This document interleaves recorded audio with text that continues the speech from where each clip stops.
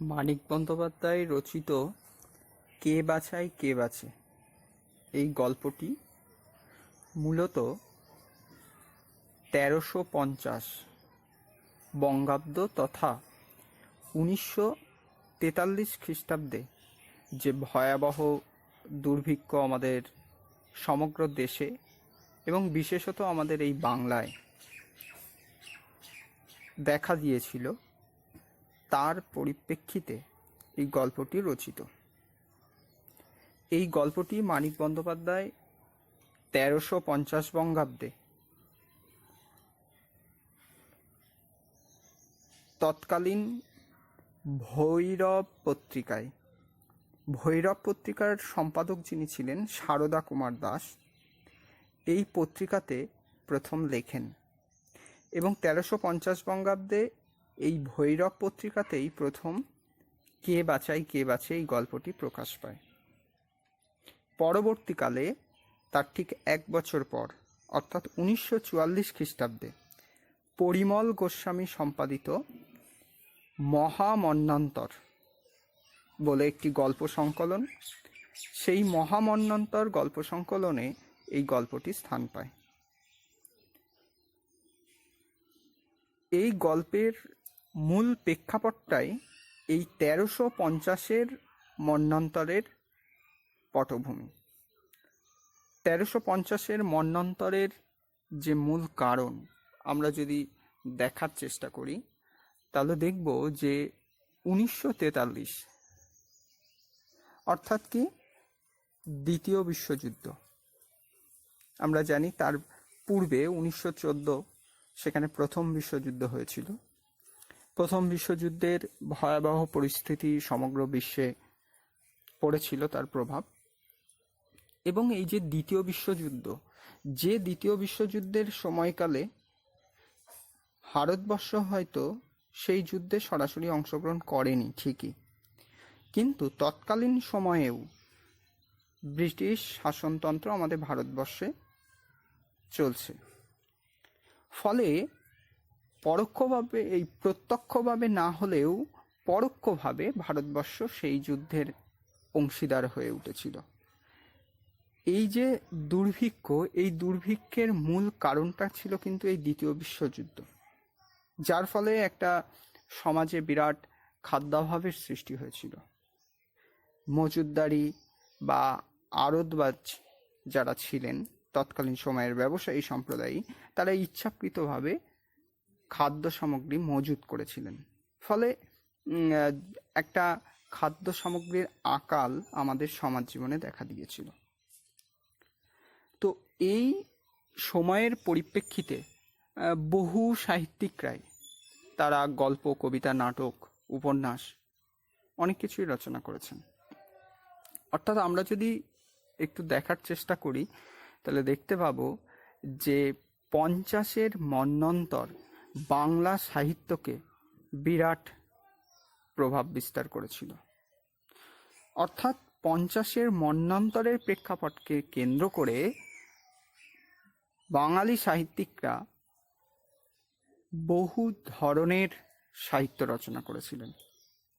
শুধু মানিক বন্দ্যোপাধ্যায়ের কে বাছায় কে বাছে নয়, আমরা যদি দেখি বিভূতিভূষণ বন্দ্যোপাধ্যায় বিখ্যাত উপন্যাস অশনি সংকেত এই দুর্ভিক্ষের পটভূমিতে রচিত।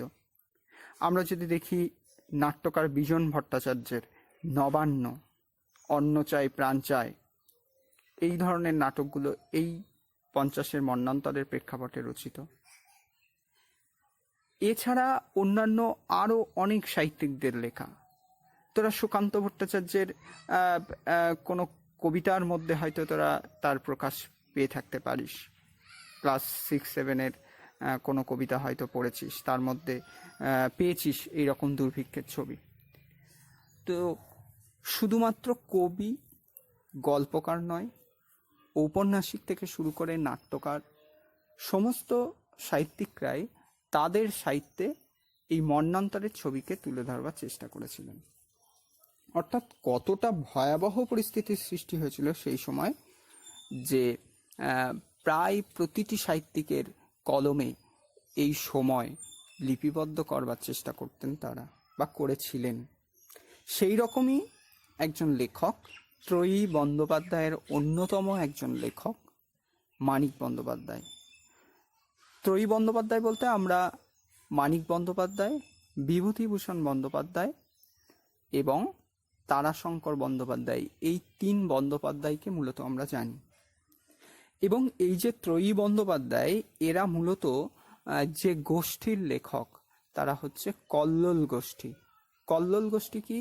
কল্লোল হচ্ছে একটা সাহিত্য পত্রিকা, যে সাহিত্য পত্রিকার সূচনা ঘটেছিল 1927 খ্রিস্টাব্দে। এই পত্রিকার একটা বিশেষ ভূমিকা আছে বাংলা সাহিত্যে। কি? অর্থাৎ আমরা 1927-এর পূর্বে যদি লক্ষ্য করি তাহলে দেখব যে বাংলা সাহিত্যে সাহিত্যিকরা মূলত রবীন্দ্র অনুকরণ এবং রবীন্দ্র অনুসরণ করে চলেছেন। তারা রবীন্দ্রনাথের লেখাকে অনুসরণ করছেন, তার লেখাকে অনুকরণ করে নিজেরা সাহিত্য রচনার চেষ্টা করছেন। কিন্তু কল্লোল গোষ্ঠীর লেখকরা যে কাজটা করলেন, তারা রবীন্দ্র অনুসরণ বা রবীন্দ্র অনুকরণ না করে নিজস্ব একটা ঘরানার সৃষ্টি করলেন। তাদের লেখার মধ্যে অন্যান্য বিষয়গুলি উঠে আসতে থাকলো। তো সেই সময়কালের এই কল্লোল গোষ্ঠীর লেখকদের মধ্যে অন্যতম ছিলেন মানিক বন্দ্যোপাধ্যায়। মানিক বন্দ্যোপাধ্যায় তিনি মূলত বিহারের দুমকা নামক অঞ্চলে জন্মগ্রহণ করেন। তার পিতা সরকারি কর্মজীবী ছিলেন, ফলে ভারতবর্ষের বিভিন্ন প্রান্তে তিনি যেখানে যে জায়গায় তাকে পাঠানো হয়েছিল সেই জায়গাতে তিনি গেছেন এবং সেই পারিবারিক সূত্র ধরে মানিক বন্দ্যোপাধ্যায়ও বা তার পরিবারের অন্যান্য পরিজনরাও তার পিতার সঙ্গে ঘুরেছেন। তো বিহারের দুমকায় তিনি 1908 খ্রিস্টাব্দে জন্মগ্রহণ করেন। মানিক বন্দ্যোপাধ্যায় আমরা প্রচলিত নাম হিসাবে তাকে চিনি, কিন্তু প্রকৃত নাম তার মানিক বন্দ্যোপাধ্যায় নয়, তার প্রকৃত নাম প্রবোধ কুমার বন্দ্যোপাধ্যায়।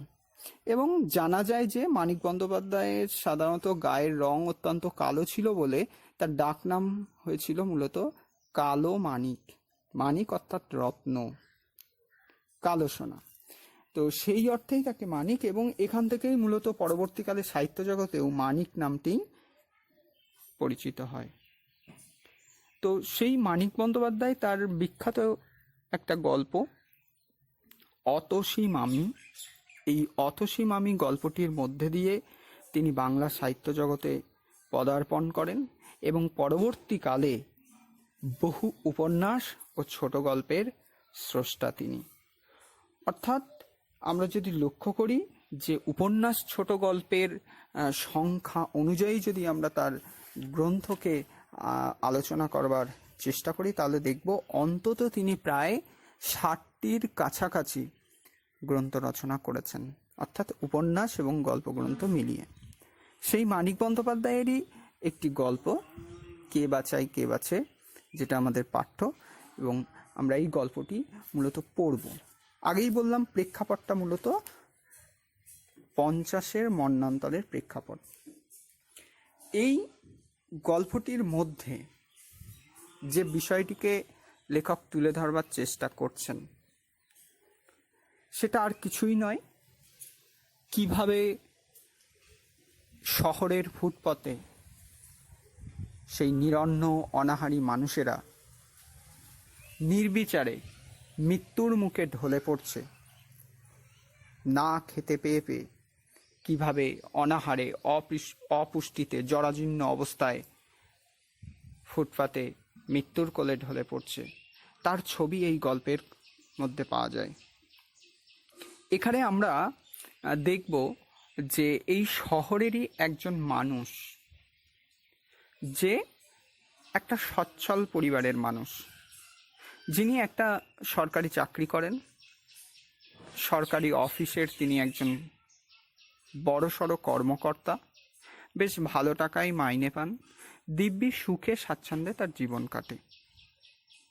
সেই লোকটি তার পরিবারের পরিজনদের নিয়ে দিব্যি সুখে স্বাচ্ছন্দ্যে দিন কাটাচ্ছেন। তিনি জানেন যে সমাজে এরকম একটা পরিস্থিতির সৃষ্টি হয়েছে, অনাহারী নিরন্ন গ্রাম্য মানুষেরা গ্রাম ছেড়ে শহরের পথে ভিড় জমাচ্ছে শুধুমাত্র খাবার আশায়।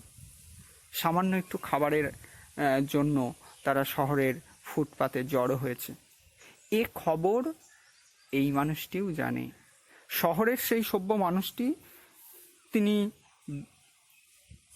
খবরের কাগজে সেই সমস্ত খবর তিনি পড়েওছেন, কিন্তু সেই সমস্ত মানুষদের প্রতি কখনো তিনি ভ্রুক্ষেপ করেননি। কখনো গিয়ে তিনি রাস্তার ফুটপাতে দাঁড়িয়ে দেখেননি সেই সমস্ত মানুষগুলো কিভাবে কষ্ট পাচ্ছে। কখনো চেষ্টা করেননি যে তাদের মুখে কিভাবে অন্ন তুলে দেয়া যায়। তো এমনই একজন মানুষ হচ্ছে এই গল্পের মূল নায়ক মৃত্যুঞ্জয়। তো আমরা মৃত্যুঞ্জয়কে যদি প্রথম অবস্থায় দেখি যে মৃত্যুঞ্জয় সত্যিই একটা সাদামাটা জীবনের অধিকারী, একটা গৃহস্থ বাড়ির কর্তা। তিনি তার পরিবার পরিজনকে সুখে স্বাচ্ছন্দ্যে রেখেছেন। তার ছেলে মেয়ে, তার পরিবারের অন্যান্য ভাই বা নিজের স্ত্রী সকলকে সুখে স্বাচ্ছন্দ্যে রেখেছেন, নিজেও স্বাচ্ছন্দ্য জীবনযাপন করছেন। তিনি এই সমকালীন পরিস্থিতির বিষয়টিকে জানেন, তথাপি সেই পরিস্থিতির উত্তরণের পথ কী, অর্থাৎ সেই নিরন্ন মানুষদেরকে কীভাবে সাহায্য করা যেতে পারে সেই বিষয়গুলোর প্রতি তিনি ভ্রুক্ষেপ করেননি। কিন্তু বিষয়টা ঘটে যাচ্ছে একটা ঘটনার পরিপ্রেক্ষিতে। এই চরিত্রটির বদল ঘটছে। কিভাবে বদল ঘটছে আমরা দেখব গল্পের শুরুতেই, যে এই মৃত্যুঞ্জয় হঠাৎ করে সে অফিসে যাচ্ছে। একদিন অফিসে যাচ্ছে বলতে ইতিপূর্বে সে অফিস যায় কিভাবে? ইতিপূর্বে সে অফিস যায় বলতে তার বাড়ি থেকে বেরোলেই ট্রাম রাস্তা, ফলে ট্রামে ওঠে এবং অফিসের একেবারে দরজায় গিয়েই বলা চলে নামে। ফলে কোনোদিন তার সেইভাবে হাঁটাহাঁটি, শহরের ফুটপাত দিয়ে হাঁটাহাঁটি তার প্রয়োজন হয় না। এমনকি বলা হচ্ছে তার বাড়ির যে যাবতীয় বাজার ঘাট কাজকর্ম ইত্যাদি তার ছোট ভাই এবং তার চাকর বাকররা করে। তো সেই মৃত্যুঞ্জয় সেদিন ফুটপাত দিয়ে হাঁটতে হাঁটতে অফিস যাচ্ছে। তো অফিস যাবার পথে সেই মৃত্যুঞ্জয় হঠাৎ একটি মানুষের ওপর তার দৃষ্টি নিক্ষিপ্ত হলো। সে দেখতে পেল একটা মানুষ মৃত্যুর কোলে ঢলে পড়ছে। একটি মানুষ, যে মানুষটি দীর্ঘদিন না খেতে পেয়ে অনাহারে মৃত্যুর কোলে ঢলে পড়ছে। এমন একটি মানুষকে মৃত্যুঞ্জয় প্রথম দেখলো আজ। ইতিপূর্বে শুনেছে সেই সমস্ত মানুষদের কথা সংবাদপত্রে বা বেতারে, কিন্তু কখনো চোখে দেখেনি, নিজের চোখে দেখেনি যে মৃত্যু কিভাবে মানুষকে গ্রাস করেছে। অনাহার ক্লিষ্ট মানুষগুলো কিভাবে না খেতে পেয়ে অভুক্ত অবস্থায় মৃত্যুর কোলে ঢলে পড়ছে। এটা মৃত্যুঞ্জয় প্রথম প্রত্যক্ষ করলো আজ।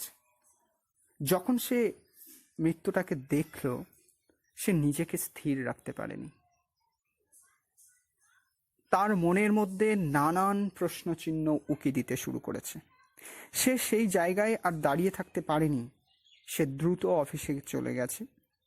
অফিসে গিয়ে সে একটা অসুস্থতা বোধ করছে,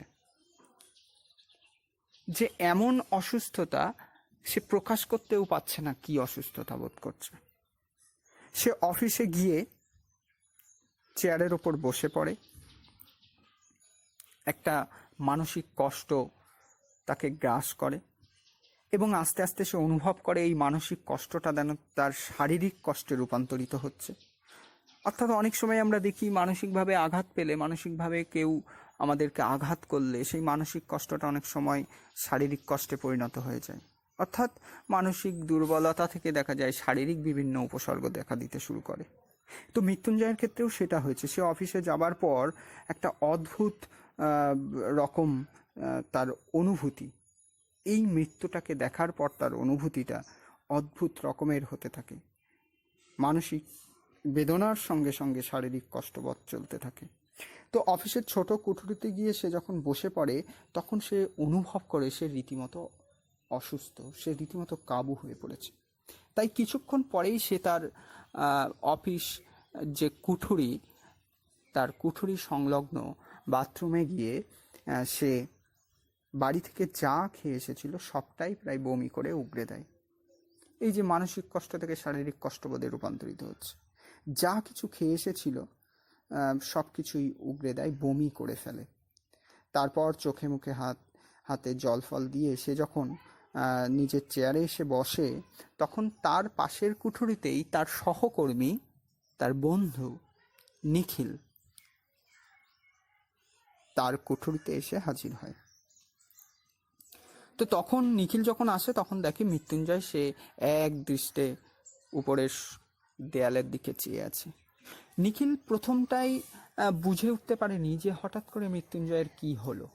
যে মানুষটি রীতিমতো ভালো মানুষ, গতদিনেও অফিসে এসেছে, হঠাৎ করে এই মৃত্যুঞ্জয়ের কি হলো। নিখিল অনুভব করতে পারে সে যেন একটা গভীর সমস্যায় পড়েছে।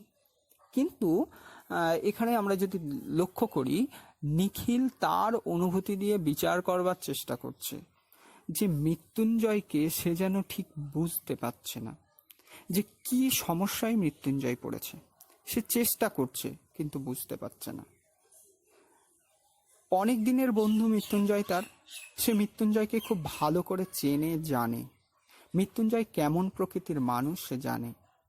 মৃত্যুঞ্জয় চরিত্রটি কেমন নিখিলের অজানা নয়, কিন্তু তৎসত্ত্বেও সে যেন বুঝে উঠতে পারছে না যে মৃত্যুঞ্জয় কোন সমস্যায় পড়েছে। কিন্তু এটুকু সে বুঝতে পেরেছে মৃত্যুঞ্জয় একটা গভীর সমস্যায় জর্জরিত হয়েছে। তো বেশ খানিকটা সময় কেটে যায়। হঠাৎ করেই মৃত্যুঞ্জয় বলতে শুরু করে। যখন নিখিল জিজ্ঞাসা করে তাকে যে কি হলো হে তোমার, তখন আনমনে মৃত্যুঞ্জয় বলে উঠলে যে মরে গেল, না খেয়ে মরে গেল। এই কথাটি প্রথম মৃত্যুঞ্জয় বলে ওঠে যে মরে গেল, না খেয়ে মরে গেল। তখন আরও বেশ কয়েকটি প্রশ্ন নিখিল তাকে করে এবং নিখিল বুঝতে পারে যে মৃত্যুঞ্জয়ের সমস্যাটা আসলে কি সমস্যা। অর্থাৎ সে বুঝতে পারে এই দুর্ভিক্ষের পরিপ্রেক্ষিতে বা মন্বন্তরের পরিপ্রেক্ষিতে ফুটপাতে হাজার হাজার মানুষ জড়ো হয়েছে। সেই হাজার হাজার মানুষদের মধ্যে বহু মানুষ মৃত্যুর কোলে ঢলে পড়েছে। সেই রকমই কোনো একটি মানুষের মৃত্যু হয়তো আজকে মৃত্যুঞ্জয় দেখেছে, কিন্তু সেই মৃত্যুটাকে মৃত্যুঞ্জয় স্বাভাবিক মৃত্যু হিসাবে মেনে নিতে পারছে না। অর্থাৎ এই বিষয়টা, এই যে অনাহারে মৃত্যু, এই বিষয়টা সেই 1350 তথা 1943 সময়ের পরিপ্রেক্ষিতে নিতান্তই একটা স্বাভাবিক ব্যাপার বলে মনে হয়েছে নিখিলের। যে তৎকালীন সময়ের পরিপ্রেক্ষিতে এটা নিতান্ত একটা স্বাভাবিক ঘটনা। কিন্তু এই স্বাভাবিক ঘটনাটা নিখিলের কাছে স্বাভাবিক মনে হলেও মৃত্যুঞ্জয়ের কাছে ঘটনাটা স্বাভাবিক মনে হয়নি, সেটা তার কাছে অস্বাভাবিক মনে হয়েছে। তো এখানে মৃত্যুঞ্জয় অত্যন্ত ব্যথিত এই মৃত্যুটাকে দেখে, এবং তার মনের মধ্যে নানা প্রশ্নচিহ্ন দেখা দিচ্ছে। তার চোখ ছলছল করে উঠছে, চোখ থেকে যেন জল বেরিয়ে আসছে। মৃত্যুঞ্জয়ের এই রকম পরিস্থিতি। তো মৃত্যুঞ্জয় নিজেকে এই অনাহার ক্লিষ্ট মানুষটির মৃত্যুর জন্য দায়ী করতে থাকে। সে ভাবতে থাকে যে এটা একটা মহাপাপ, এই পাপের প্রায়শ্চিত্ত করা প্রয়োজন। কিভাবে সে প্রায়শ্চিত্ত করবে সে মনে মনে ভাবতে থাকে। তো এমনই কিছুদিন পর দেখা যায় তাদের মাইনের তারিখ এসে উপস্থিত হয়। মৃত্যুঞ্জয় নিখিলকে ডেকে তার সমস্ত মাইনেটা নিখিলের হাতে তুলে দেয় এবং বলে যে এই সমস্ত মাইনেটা কোনো একটা রিলিফ ফান্ডে দিয়ে দিতে। রিলিফ ফান্ড বলতে মানে এই দুর্ভিক্ষের পটভূমিতে যে সমস্ত সংস্থারা যারা এই সমস্ত মানুষদের খাবারের ব্যবস্থা করত, মানে খাবার, পোশাক পরিচ্ছদ ইত্যাদি। আমরা এখনও দেখতে পাই যে বন্যা বা দুর্ভিক্ষ হলে কিভাবে বিভিন্ন সংস্থা এই সমস্ত মানুষদের পাশে এসে দাঁড়ায়। বিভিন্ন সংস্থা, যেমন রামকৃষ্ণ মিশন। এখনও এই যে করোনা পরিস্থিতি চলছে, আমরা দেখতে পাচ্ছি যে মানুষগুলো সত্যিই দিন আনি দিন খাওয়া মানুষ, তারা এমনই পরিস্থিতির শিকার, তো তাদের হাতে বিভিন্ন স্বেচ্ছাসেবী সংস্থা রিলিফ ফান্ড খাবার দাবার পৌঁছে দিচ্ছে। তো এখানে এই রকমই একটা রিলিফ ফান্ডের কথা বলা হচ্ছে, যে মৃত্যুঞ্জয় তার মাসের পুরো মাইনেটা পেল, সেই মাইনেটা সে নিখিলকে দিয়ে কোনো একটা রিলিফ ফান্ডে দেওয়ার কথা বলল। তো নিখিল মৃত্যুঞ্জয়কে খুব ভালোভাবেই জানে, চেনে, মৃত্যুঞ্জয়ের পরিবারের সঙ্গেও তার ভীষণ ভালো সম্পর্ক। সে জানে যে মৃত্যুঞ্জয় যে মাইনেটা পায় সেই মাইনেতে তার পুরো মাসটা ভালোভাবে চলে না, এমনকি মাঝে মধ্যে তার কাছ থেকে টাকাও ধার করতে হয়।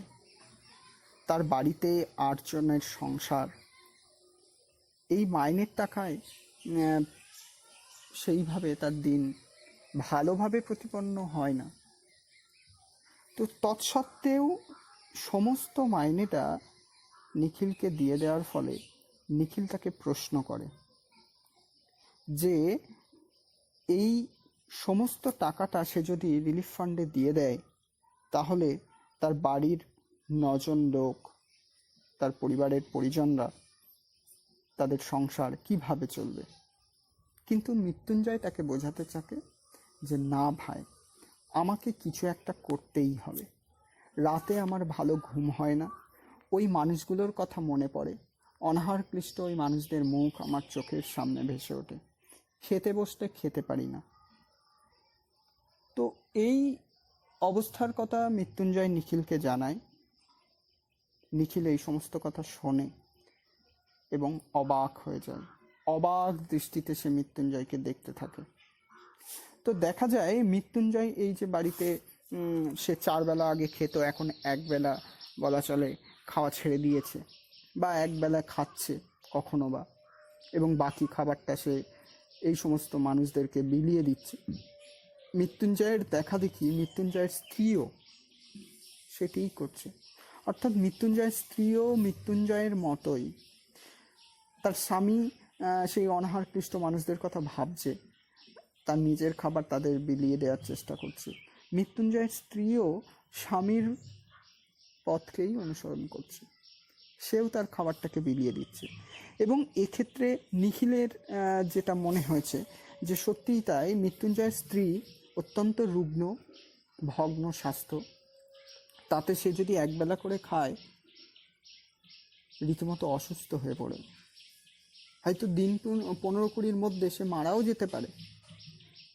তো এই কথা শোনার পর মৃত্যুঞ্জয় নিখিলের কথার পরিপ্রেক্ষিতে ঝাঁঝিয়ে ওঠে। সে বলে সে কেন খাবে না, আমি নাই সেই মানুষগুলোর কথা ভাবছি, কিন্তু আমি না খেলে উনিও খাবেন না, এটা অন্যায় নয়, এটা অত্যাচার নয়। অর্থাৎ মৃত্যুঞ্জয় সে অনাহার ক্লিষ্ট মানুষদের কথা ভাবছে, তাদের জন্য কিছু করার চেষ্টা করছে, কেন তার স্ত্রীও তার পথ অনুসরণ করবে, এটা মৃত্যুঞ্জয়ের পছন্দ হয়নি। সেই কারণে মৃত্যুঞ্জয়ের স্ত্রীর প্রতি সে ঝাঁঝিয়ে ওঠে। কিন্তু নিখিল এসব কথা শুনবার পরেও সে ভেবেছিল যে মৃত্যুঞ্জয়কে সে বোঝাবার চেষ্টা করবে যে এইভাবে মানুষকে বাঁচানো যায় না, এইভাবে মানুষের পাশে দাঁড়ানো যায় না। আজকে যে রিলিফ ফান্ড মারফত বিভিন্ন মানুষদের খাওয়া দাওয়ার ব্যবস্থা চলছে, সেই রিলিফ ফান্ড মারফত কিছু মানুষকে খাওয়ানোর ব্যবস্থা চলেছে, কিন্তু সকলকে নয়। অর্থাৎ আমি আমার চোখের সামনে যে মানুষগুলোকে দেখতে পাচ্ছি, যে মানুষগুলো অনাহার ক্লিষ্ট, যারা খেতে পায় না, সেই মানুষগুলোর মুখে হয়তো আমি কিছু খাবার তুলে দিতে পারছি, কিন্তু আমার চোখের দৃষ্টির বাইরে যারা আছে তাদের মুখে কে খাবার তুলে দেবে। অর্থাৎ একার পক্ষে এরকম একটা মহতি কর্মে এই সমস্ত মানুষের দায়িত্ব নেওয়া সম্ভবপর নয়। এটা নিখিল মৃত্যুঞ্জয়কে বোঝাতে চাইছে যে এইভাবে কয়েকজনকে বাঁচানো যায় মাত্র, সব মানুষকে নয়। কিন্তু এসব কথা বলতে গিয়েও সে যেন বলতে পারল না। তবে মৃত্যুঞ্জয়কে সে বলে যে ভুরি ভোজনটা অন্যায়, কিন্তু না খেয়ে মরাটা উচিত নয় ভাই। নিখিল বলে নিখিল আরও বলে, আমি কেটে ছেটে যতদূর সম্ভব খাওয়া কমিয়ে দিয়েছি, বেঁচে থাকতে যতটুকু দরকার খায়, এবং দেশের সমস্ত লোক মরে গেলেও আমি সেইটুকু নিজের জন্য আগে সংগ্রহ করব, তারপর অপরকে দেব। অর্থাৎ নিখিল অত্যন্ত বাস্তববাদী একটা চরিত্র। সে জানে আগে নিজে বাঁচো, তারপর অপরকে বাঁচাও। কিন্তু মৃত্যুঞ্জয় নিখিলের পরিপন্থী নয়। তার চেষ্টা আগে মানুষকে বাঁচাও, তারপর নিজে বাঁচো। গল্পের নামকরণের বিষয়টাও সেই রকমের, কি কে বাঁচায় কে বাঁচে। অর্থাৎ আমি যাকে বাঁচাবো, আমি যদি নিজেই বেঁচে না থাকতে পারলাম, তাহলে আমি অপরকে বাঁচাবো কী করে? মৃত্যুঞ্জয় একটা বলা চলে ভ্রান্ত ধারণা নিয়ে চলেছে। সে নিঃসন্দেহে ভালো মানুষ, আমরা জানি। সে নিজের কথা না ভেবে পরের কথা ভাবছে, সে পরহিতৈষী, এটাও জানি। কিন্তু নিজেকে বাঁচিয়ে তবেই তো পরহিতকর্মে নিজেকে আত্মনিয়োগ করতে হবে। অর্থাৎ যদি দেখা যায় যে বাস্তববোধ থেকে বহু দূরে মৃত্যুঞ্জয় সরে গিয়ে শুধুমাত্র একটা আদর্শবাদকে বেছে নিয়ে সে অপর মানুষদের পাশে এসে দাঁড়াতে চাইছে। কিন্তু বাস্তবতাকে ভুলে গেলে কোনো কিছুই স্বয়ংসম্পূর্ণ হয়ে উঠতে পারে না। তো নিখিল এই বিষয়গুলো মৃত্যুঞ্জয়কে বোঝাবার চেষ্টা করে, কিন্তু সে বুঝে উঠতে চায় না, বলা চলে এক প্রকার সে বুঝতেই চায় না। তো এরপর থেকে দেখা যায় মৃত্যুঞ্জয়ের চরিত্রের মধ্যে অদ্ভুত পরিবর্তন নিখিল লক্ষ্য করে। সে অফিসে দেরি করে আসে, তারপর কিছুক্ষণ থেকেই সে বেরিয়ে যায়। কোথায় বেরিয়ে যায়? সে বাড়িতেও চলে যায় না, সে রাস্তার ফুটপাতে ঘুরতে থাকে, যে ফুটপাতে ওই অনাহার ক্লিষ্ট মানুষগুলো থাকে।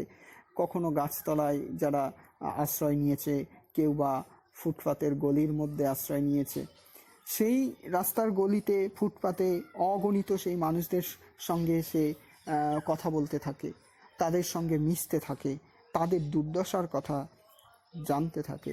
পাড়ায় পাড়ায় যে সমস্ত লঙ্গরখানা স্থাপন করা হয়েছে, লঙ্গরখানা মানে ওই রিলিফ ফান্ড মারফত খাওয়ার যে ব্যবস্থাখানা, সেই সব জায়গায় সে সেই অন্নপ্রার্থীর ভিড় দেখে। প্রথম সে এই সমস্ত মানুষদের সঙ্গে যতজনের সঙ্গে পেরেছিল কথা বলেছে, তাদের মনের কথা জানতে চেয়েছে। কিন্তু একটা সময় তার মনে হয়েছে যে সমস্ত মানুষগুলোই একই রকম কথা বলছে। কি কথা বলছে? তারা তাদের দুর্দশার কথা বলছে, কিন্তু তারা বলছে যে কিভাবে, কেমনভাবে আমাদের জীবনে এই ভয়ানক পরিণতি এসে হাজির হয়েছে তারা বোঝেনি, তারা অনুধাবন করতে পারেনি কিভাবে তাদের জীবনকে ছারখার হয়ে গেছে। কিন্তু তাদের এই যে পরিণতি, এই পরিণতিকে তারা মেনে নিয়েছে। তো মৃত্যুঞ্জয় এই সমস্ত মানুষদের সঙ্গে কথা বলে এই বিষয়বোধে উত্তীর্ণ হয়েছে যে তাদের জীবনের এই চরম দুর্দশার জন্য তারা নিজেকে দায়ী করেনি, অবশ্যই সময়কে তারা দায়ী করেছে। কিন্তু কিভাবে তাদের জীবনে এই পরিণতি নেমে এসেছে সেটা তারা বুঝে উঠতে পারেনি। বুঝে ওঠার আগেই তাদের জীবনে এইরকম ভয়ানক পরিস্থিতির সৃষ্টি হয়েছে। কিন্তু এই পরিস্থিতির শিকার হয়েও তারা এটাকে স্বেচ্ছায় গ্রহণ করেছে। তো একটা সময় মৃত্যুঞ্জয় এদের সাথেই ঘুরে বেড়াতে থাকে। মৃত্যুঞ্জয় বাড়িতেও সেইভাবে থাকে না। বাড়ির অবস্থা, মৃত্যুঞ্জয়ের পরিবারের অবস্থা ভয়াবহ হয়ে ওঠে, শোচনীয় হয়ে ওঠে। তার স্ত্রী, তিনিও শয্যাশায়ী হয়ে পড়ে। বিছানায় থেকে তিনি বারবার বাড়ির লোকজনদেরকে মৃত্যুঞ্জয়ের খবর পাঠাতে থাকে, মৃত্যুঞ্জয় কোথায় আছে খুঁজে নিয়ে আসতে বলে। কিন্তু এই বড় শহরের মধ্যে এই অসংখ্য মানুষের ভিড়ে কোথা থেকে মৃত্যুঞ্জয়কে খুঁজে নিয়ে আসবে বাড়ির লোকজনরা বুঝে উঠতে পারে না। তারা বাইরে থেকে কিছুক্ষণ কাটিয়ে তার স্ত্রীর কাছে এসে মিথ্যে করে বলে এই কিছুক্ষণ পরেই মৃত্যুঞ্জয় আসছে। নিখিলকে বারবার তার বাড়িতে আসতে হয়, তার বাড়ির লোকজনদেরকে দেখাশোনা করতে হয়, এবং মৃত্যুঞ্জয়ের স্ত্রীকে নিখিল বলে যে আপনি সুস্থ হয়ে উঠুন, আপনি সুস্থ না হয়ে উঠলে ছেলে মেয়েগুলোর কে দেখবে। কিন্তু নিখিলের এই কথার পরিপ্রেক্ষিতে দেখা যায় মৃত্যুঞ্জয়ের স্ত্রীও বলতে থাকে আমি যদি সুস্থ হতাম, উঠতে পারতাম, তাহলে আমিও ওর সঙ্গে ঘুরে বেড়াতাম। কার সাথে? মৃত্যুঞ্জয়ের সাথে। নিখিল এ কথা শুনে অবাক হয়ে যায়। ঘুরতেন মানে? মৃত্যুঞ্জয়ের স্ত্রী বলে ওর সঙ্গে থাকতে থাকতে আমিও অনেকটা ওর মতো হয়ে গেছি। মৃত্যুঞ্জয় মনে হচ্ছে পাগল হয়ে যাচ্ছেন, এবং আমারও মনে হচ্ছে আমিও পাগল হয়ে যাব। তো এই রকম ভাবে মৃত্যুঞ্জয়ের স্ত্রী নিখিলকে বোঝাতে থাকে, এবং সে বলে, সত্যি সত্যিই ছেলে মেয়েগুলোর জন্য আমার আর ভাবনা হয় না, কেবলই ওই ফুটপাতের মানুষগুলোর কথা মনে পড়ে। এবং প্রথম প্রথম মৃত্যুঞ্জয় তার স্ত্রীকে 2-3 বার সেই শহরের ফুটপাতে নিয়েও গিয়েছিলেন, যে কিভাবে ওই ফুটপাতের ওপর অনাহার ক্লিষ্ট মানুষগুলো দিন যাপন করছে তা দেখাবার জন্য। এবং সেখানে সে দেখেছে যে সত্যিই মানুষগুলো কতটা অসহায়, কতটা ক্ষুধার জন্য যন্ত্রণায় ছটফট করছে। তো টুনুর মা, সেও ভাবতে থাকে ওই মানুষগুলোর কথা, সেও ভাবতে থাকে যে কিভাবে এই মানুষগুলোর পাশে এসে দাঁড়ানো যায়। নিখিলকে সে বলে যে মৃত্যুঞ্জয়ের মনের মধ্যে একটা ধারণা জন্মেছে যে যথা সর্বস্ব দান করলেও যেন ওই মানুষগুলোর জন্য তিনি কিছু করতে পারবেন না। একটা ওর মধ্যে হতাশাবোধের জাগরণ ঘটেছে, একেবারে দিন দিন সে মুষড়ে পড়ছে।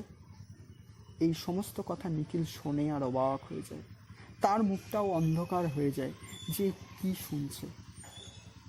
এরপর থেকে দেখা যায় মৃত্যুঞ্জয় অফিসে যাওয়া সম্পূর্ণ বন্ধ করে দেয়। নিখিল অনেক চেষ্টা করে তার অফিসে তার ছুটির ব্যবস্থা করে দিয়েছে। মৃত্যুঞ্জয় এখন ইতস্ততভাবে সেইভাবে আর ঘুরে বেড়ায় না, তার ঘুরে বেড়ানোটা এখন নির্দিষ্ট হয়ে গেছে, নির্দিষ্ট জায়গাতেই সে ঘোরাফেরা করে। ঘন্টার পর ঘন্টা নিখিল মৃত্যুঞ্জয়ের পাশে গিয়ে তাকে বোঝাতে চেষ্টা করে যে এইভাবে মানুষকে বাঁচানো যায় না, এইভাবে মানুষের পাশে দাঁড়ানো যায় না। ঘুরিয়ে ফিরিয়ে নানান যুক্তি দেখিয়ে নিখিল তাকে বোঝাতে চায়, কিন্তু দেখা যায় যে নিখিলের সেই যুক্তি মৃত্যুঞ্জয় বুঝতে চায় না। একটা সময় নিখিলের মনে হয় মৃত্যুঞ্জয় যেন আর কিছু বুঝতে পারছে না, কোনো কথাই যেন সে আর বুঝতে পারে না। নিজের যুক্তিতর্কগুলো নিজেই খণ্ড খণ্ড করে ভেঙে দেয়। অর্থাৎ মৃত্যুঞ্জয় আস্তে আস্তে অন্য রকমের হয়ে যেতে থাকে। দেখা যায় শেষ পর্যন্ত নিখিল যখন বুঝতে পারে যে আর কোনো রকমভাবেই মৃত্যুঞ্জয়কে তার স্বাভাবিক জীবনে ফিরিয়ে আনা সম্ভব নয়, তখন নিখিলও হাল ছেড়ে দিতে বাধ্য হয়। এরপর মৃত্যুঞ্জয়ের গায়ে থাকা সেই সিল্কের জামা আস্তে আস্তে অদৃশ্য হয়ে যায়। পরনে ধুতির বদলে সামান্য একটা ছেঁড়া ন্যাকড়া, গায়ে তার ধুলো বালি জমে, মাটি জমে দৃশ্যমান হয়ে ওঠে, দাড়িতে তার মুখ ভরে যায়। একটা সময় দেখা যায় এই সচ্ছল পরিবারের সন্তান মৃত্যুঞ্জয় সেই অনাহার ক্লিষ্ট মানুষদের মতো একজন হয়ে ওঠে। তাদের মতোই সে হাতে একটা মগ নিয়ে ভিক্ষে করে, কাড়াকাড়ি করে, মারামারি করে লঙ্গরখানায় খাবার খেতে থাকে। কখনো বা ডাস্টবিনে খাবার খুঁজে খাওয়ার চেষ্টা করে। আর মগ হাতে মৃত্যুঞ্জয় শহরের সভ্য মানুষদের কাছে গিয়ে বলে, গাঁ থেকে এসেছি বাবু, খেতে পাইনে, আমায় দুটো খেতে দাও। অর্থাৎ মৃত্যুঞ্জয় চরিত্রটির সম্পূর্ণ বদল আমরা এই গল্পের মধ্যে লক্ষ্য করলাম। যে মৃত্যুঞ্জয় নিতান্ত সুখে স্বাচ্ছন্দ্যে দিন কাটাতে পারত, যে মৃত্যুঞ্জয় এই মানুষগুলোর কথা নাও ভাবতে পারত, সেই মৃত্যুঞ্জয়কে আমরা দেখলাম বাস্তব বোধ থেকে বিচ্যুত হয়ে সেই মানুষদের একজন হয়ে ওঠার চেষ্টা করল। অর্থাৎ আমাদের মনে হতে পারে যে মৃত্যুঞ্জয় প্রথম অবস্থায় সে চেষ্টা করেছিল এই মানুষদের পাশে দাঁড়ানোর, টাকা দিয়ে, পয়সা দিয়ে, তার সমস্ত মাইনে দিয়ে তাদের পাশে দাঁড়ানোর, কিন্তু সে বুঝতে পারলো যে এই সামান্য অর্থ দিয়ে এই মানুষদের পাশে দাঁড়ানো সম্ভব নয়। তার মতো অনেক মানুষেরা যদি সম্মিলিতভাবে এই মানুষদের পাশে এসে দাঁড়ায়, তবেই তাদেরকে বাঁচানো সম্ভব। কিন্তু সেই সময়ে শহরের সুশিক্ষিত সমাজের মানুষেরা সম্মিলিতভাবে এই অনাহার ক্লিষ্ট মানুষদের পাশে এসে দাঁড়ায়নি। ফলে যে মুহূর্তে মৃত্যুঞ্জয়ের এটাই মনে হয়েছে যে আমার দ্বারা সম্ভব নয়, এই সমস্ত মানুষের দায়িত্ব নেওয়া সম্ভব নয়, সমস্ত মানুষের মুখে অন্ন জোগানো সম্ভব নয়, সেই মুহূর্তে সে এই সিদ্ধান্তেই বলা চলে উপনীত হয়েছে যে আমিও তাদের মতো হয়ে উঠতে পারি, আমিও তাদের আর একজন হয়ে ওঠার চেষ্টা করি। কেন আমি সুখ স্বাচ্ছন্দ্য জীবন কাটাবো? আমি তাদের মতোই অনাহার ক্লিষ্ট দুর্ভিক্ষ পীড়িত সেই সব মানুষদের মতোই জীবন কাটাতে অভ্যস্ত হই। এবং তার পরিণতি আমরা দেখতে পেয়েছি গল্পের শেষে, যে মৃত্যুঞ্জয় তাদের একজনই হয়ে উঠেছে। হাতে একটা মগ হাতে সে ভিক্ষা করে বেড়াচ্ছে শহরের ফুটপাতে। তো এমনই একটা আমরা গল্প এই কে বাঁচায় কে বাঁচার মধ্যে পাবো। অর্থাৎ সম্পূর্ণভাবে একটা দুর্ভিক্ষের প্রতিচ্ছবি গল্পটির মধ্যে ফুটে উঠছে। কিভাবে সেই সময় মানুষেরা, অনাহার ক্লিষ্ট মানুষেরা কষ্ট পাচ্ছে, তাদের দুর্দশার ছবিকে মানিক বন্দ্যোপাধ্যায় এখানে ফুটিয়ে তোলবার চেষ্টা করেছেন। এবং সেই সময়ের পরিপ্রেক্ষিতে মৃত্যুঞ্জয়ের মতো চরিত্ররাও ছিল সেটা দেখানোর চেষ্টা করেছেন। আর নিখিলের মতো বাস্তববাদী চরিত্ররা সমাজে ছিল সেটাও দেখানোর চেষ্টা করেছেন।